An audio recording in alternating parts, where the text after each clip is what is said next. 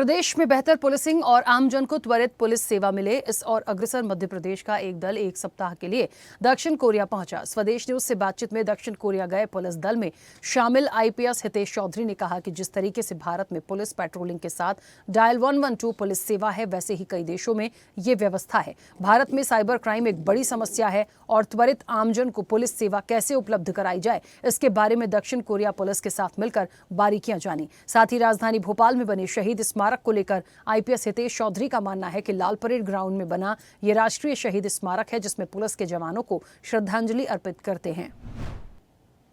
प्रदेश को बेहतर पुलिस सेवा मिले, इसके लिए पुलिस अधिकारियों को देश के बाहर भी भेजा जाता है, जिससे कि वो वहां से वहां किस तरीके से क्राइम कंट्रोल होता है वो सीख के आते हैं। इस वक्त हमारे साथ हैं आईपीएस हितेश चौधरी जी।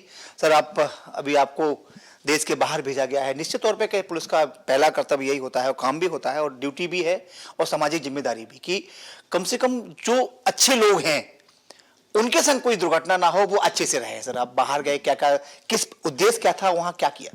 हाँ, देखें, ये बहुत अच्छी बात है जो आपने कही। मूल उद्देश्य किसी भी सेवा का ही होता है कि जनता की सेवा करना है। प्रशिक्षण उसमें एक बहुत बेहतरीन रोल प्ले करता है। आईपीएस ऑफिसर्स का प्रशिक्षण, जैसे आपको पता होगा, नेशनल पुलिस एकेडमी हैदराबाद में होता है। तो ये हमेशा से प्रथा रहती है कि जो देश से बाहर दूसरे देशों में भी व्यवस्थाएं चलती हैं, उनका आकलन करना, उनको समझना और जो चीज़ हम सीख सकते हैं वहाँ से ला करके वो मॉडल के रूप में यहाँ पर लागू करना। तो लगातार कई विभाग इसमें प्रशिक्षण प्राप्त करते रहते हैं विदेशों में। वहाँ से जो बेहतर चीज़ें हमें समझ में आती है वो जनता की सेवा के लिए हम लागू करते हैं। हमारी जो ईयरली ट्रेनिंग थी, इसका मूल उद्देश्य यही था कि पुलिस इमरजेंसी रेस्पॉन्स सिस्टम कितना बेहतर और बेहतरीन बनाया जा सकता है। साइबर टेक के अपराध, क्राइम बहुत ज़्यादा बढ़ रहे हैं पूरी दुनिया में। वो ट्रांस बॉर्डर होते हैं, कोई ऐसा नहीं कि एक ही देश से बैठ करके आरोपी अपराध कर रहा हो।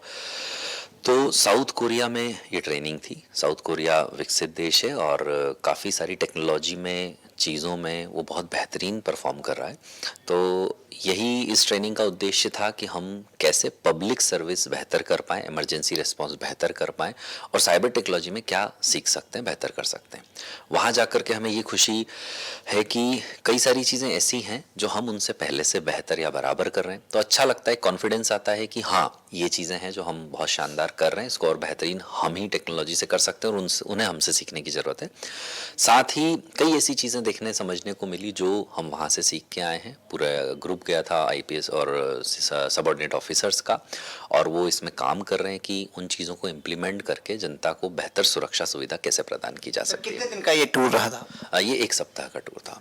सर, अगर हम बात करें, चूंकि आईपीएस से बड़ा कोई सिलेक्शन नहीं होता है, वो आप ही लोग जाते हैं जो शीर्ष पद पे बैठते हैं, सीबीआई का मामला हो चाहे ईडी, किसी डिपार्टमेंट में हो, आप ही लोग जाके नेतृत्व करते हैं। जो हम अपनी भाषा में कहें तो देश का कहें, पूरे जो विश्व की बड़ी समस्या है आतंकवाद, दूसरी है साइबर।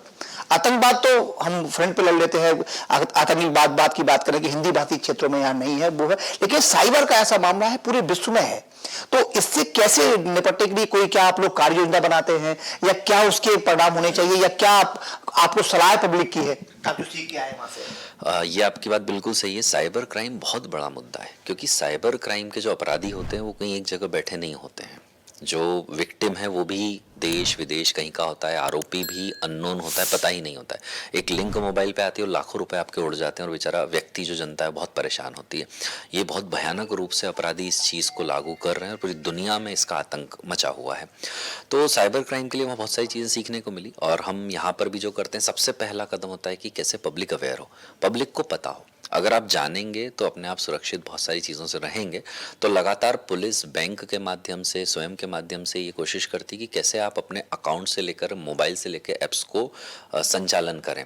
तो पहला तो यही जनता से अपील रहती है कि अवेयर रहें, अनावश्यक चीज़ों पे क्लिक ना करें, जिससे आप सेफ्टी रहें। साथ ही पुलिस बहुत सारे ऐसे आयामों में टेक्नोलॉजिकल एडवांसमेंट कर रही है। अभी हमारा जैसे साइबर हेडक्वार्टर है मध्य प्रदेश पुलिस का ही, तो इतने नए नए हमारे पास सॉफ्टवेयर्स और दूसरे टेक्नोलॉजिकल एडवांसमेंट हैं जिससे हम बहुत जल्दी से अपराधी को ट्रेस कर सकते हैं, पकड़ सकते हैं और जनता का पैसा वापस लौटाते हैं। आपने कई केस देखे होंगे रिसेंटली, करोड़ों रुपए का साइबर फ्रॉड व्यक्ति के साथ होता है और तत्काल ही पुलिस उसमें एक्शन लेके इसके बाद होता है ये। बिल्कुल बिल्कुल डिजिटल अरेस्ट का एक बहुत ही फेमस अभी कुछ महीने पुराना ही भोपाल का भी केस था। तो करोड़ों रुपए जनता के मध्य प्रदेश पुलिस ने तत्काल वापस दिलाए। ये वो सेवा है, ये वो सुरक्षा है जनता के लिए जो हमारे टेक्नोलॉजिकल एडवांसमेंट से। बड़ी समस्या ये है कि एक आपने हमारी एक कहावत सुनी होगी, तू डाल डाल में पात पात। पुलिस पीछे पीछे जाती है, जो अपराधी है, जो साइबर एक्सपर्ट है, मतलब आपका पुलिस में है, जो अपराधी है वो कहीं ना कहीं नए नए माध्यम खोजते हैं। एक समस्या सर और भी आ रही है, जो हमारे ऑफिसर्स हैं, हमने कई, हमारे एक मित्र हैं अभी जनसंपर्क में डायरेक्टर के पद पे थे, वो उनके संग अभी लगभग 65-70 हजार की लूट हुई है। सवाल सर ये है कि क्या नई टेक्नोलॉजी हम जो नई नई आ रही उसके लिए सब हो रहा है? देखें, मोबाइल में ज्यादा ऐप्स, इस वजह से क्या ये कारण हो सकता है? मोबाइल अब सबकी जिंदगी का हिस्सा बन गया है। आदमी सांस बाद में लेता, मोबाइल पहले देखता है। तो बात यही है कि मोबाइल आप इस्तेमाल करें तो अपराधी भी यही देखता है कि आप किस चीज़ की लत है आपको, वो उसका इस्तेमाल करेगा। आप कंप्यूटर खोलोगे, शायद सप्ताह में एक बार कोई कंप्यूटर खोलता होगा आम आदमी, मोबाइल हर सेकंड खोल रहा है, तो उसको पता है आप ये ज़रूर करोगे, इसलिए वो अपराधी का ये तरीका अपनाता है। पुलिस बोलते हैं कि हाँ अपराधी ने पहले ये तरीका अपनाया, फिर पुलिस उसका सॉल्यूशन ढूंढ रही है। ज्यादातर यही होता है क्योंकि पुलिस को पकड़ना है। अपराध जैसे ही किया, पुलिस ने पकड़ लिया, अपराधी को पता चला ये वाला मेरा तरीका पुलिस को पता है, अब वो कोशिश करता है बेचारा नए कोशिश करने की। पर ऐसा हर बार नहीं होता। पुलिस भी कई बार पहले से एडवांस में ऐसी टेक्नोलॉजी सॉफ्टवेयर लेके रखती है कि अगर अपराधी इस दिशा में भी बढ़ेगा तो हम पकड़ लेंगे। तो ये भी आपने वहां सीखा है? बिल्कुल बिल्कुल। अच्छा, क्राइम के बारे में सर आप देखेंगे पूरी, अगर हम उत्तर भारत की बात करें तो यहाँ क्राइम ज्यादा है, तो क्राइम कंट्रोल कैसे किया जाए, साथ में त्वरित कार्रवाई मिले, इसके बारे में कुछ सीखा गया? बिल्कुल, जो पब्लिक अवेयरनेस होती है वो इम्पोर्टेंट एस्पेक्ट है। मैं फिर रिपीट करूंगा कि जनता को हम साइबर में कितना अपडेट कर सकते हैं, तो पहले ही सतर्क रहे। दूसरा, कितना पुलिस का एडवांसमेंट हो, हमारे पास वो रिसोर्सेज होने चाहिए, वो ह्यूमन रिसोर्स इतने हमारे एडवांस सबऑर्डिनेट होना चाहिए, इतने सीखे हुए होना चाहिए कि वो सॉफ्टवेयर को रन कर सकें, और टेक्नोलॉजीज हमारे पास उतनी होना चाहिए। सर, एक यहाँ शहीद स्मारक बना हुआ है, हमने बहुत सारे लोगों से बात की है, उनका कहना यह था कि शहीद स्मारक बना है क्योंकि राष्ट्रीय लेवल का बना हुआ है, वैसे प्रत्येक प्रदेश में ही है, अभी हमारी आपसे डिस्कस हो रहा था। सर, ये हम जानना चाहते हैं किस कंपनी ने बनाया है, क्योंकि और जो निर्माण एजेंसी कोई शासकीय होगी। सर, इसका उद्देश्य इसके पीछे क्या था, क्योंकि पुलिस का पहला है ये, आपकी बड़ी मेहनत इसमें लगी हुई है। नहीं, बहुत बहुत धन्यवाद। देखिए, पुलिस शहीद स्मारक भोपाल में अभी लास्ट मंथ ही नया बना है और 21 अक्टूबर को उसमें पहली परेड, जो हमारी शहीद दिवस परेड होती है, वो परेड हुई। माननीय सीएम साहब उसके मुख्य अतिथि थे। ये पूरी परिकल्पना हमारे डीजी महोदय, एडीजी एसएफ महोदय की रही और ये बहुत महत्वपूर्ण है। अभी आपने रिसेंटली एक बहुत दुखद घटना हमारे इंस्पेक्टर आशीष साहब के साथ हुई कि वो शहीद हुए हैं नक्सली से मुठभेड़ में। पुलिस फ्रंट में लीड करती है, हमारे सबऑर्डिनेट फ्रंट में लीड करते हैं, आरक्षक से लेकर सब स्तर तक, और अपनी जान जोखिम में डाल करके जनता की सेवा करते हैं। इसमें कोई दो राय नहीं है। पिछले साल ही लगभग 11 शहीद हमारे मध्य प्रदेश से हुए हैं। जब वो जान जोखिम में डालता है तो उसका सम्मान जनता से लेके हम सभी अधिकारियों के मन में होता है। जान जाती, चाहे वो पुलिस में हो, चाहे वो किसी ने आर्मी में हो, बिल्कुल शहीद कहलाना चाहिए। वो, और बहुत बड़ी बात है, जान किसी की जानना, उसका परिवार, तो वो पुलिस हमेशा अपनी जान पे जोखिम में डाल के, तीज त्योहार छोड़ के, दिन रात छोड़ के जनता की सेवा करता है।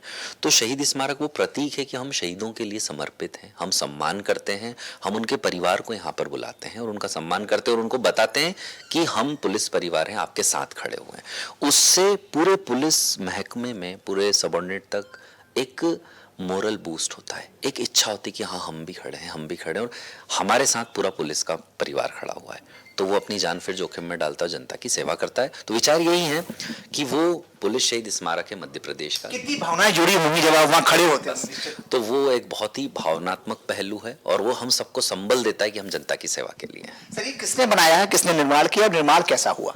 ये Madhya Pradesh police housing corporation है, जो पुलिस विभाग का ही है, और उन्होंने इसका पूरा निर्माण किया है। इसमें निर्माण में उनका बड़ा योगदान रहा, साथ ही हमारे डीजीपी महोदय का बड़ा मार्गदर्शन रहा, कैलाश मकवाना सर का, सुधीर सक्सेना सर का, और चंचल शेखर सर एडीजी एसएफ। उन्होंने बड़ी चीज़ों को बारीकी से करते हुए कि क्या चीज़ और बेहतर मार्मिक इस चीज़ को बना सकती है। हाँ, तो मार्मिकता, सुंदरता, भावना जुड़ी हुई शहीद स्मारक बहुत अच्छी है।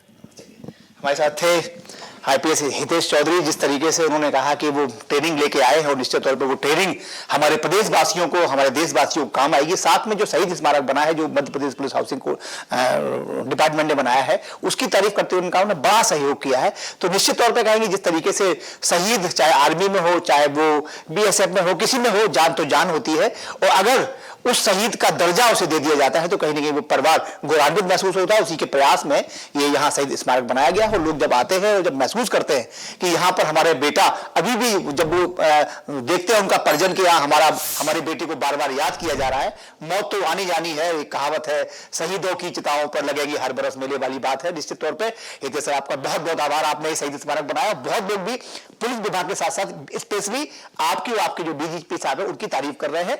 और निश्चित तौर पर अच्छा काम किया है इन्होंने। और स्वदेश न्यूज की तरफ से हितेश जी को और उनकी टीम को बहुत बहुत बधाई। कैमरा पर्सन राकेश के साथ अरविंद चौहान।